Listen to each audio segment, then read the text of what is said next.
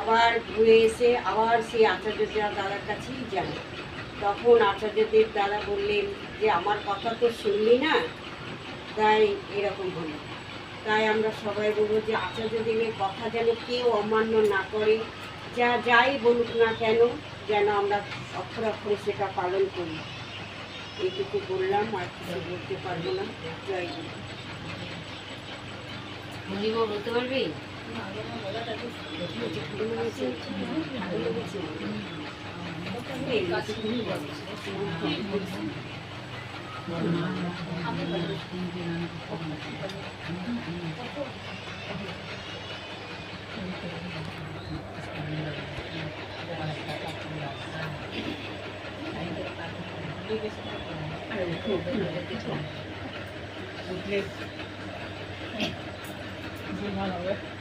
যা হয় আমি তো কিছুই জানি না।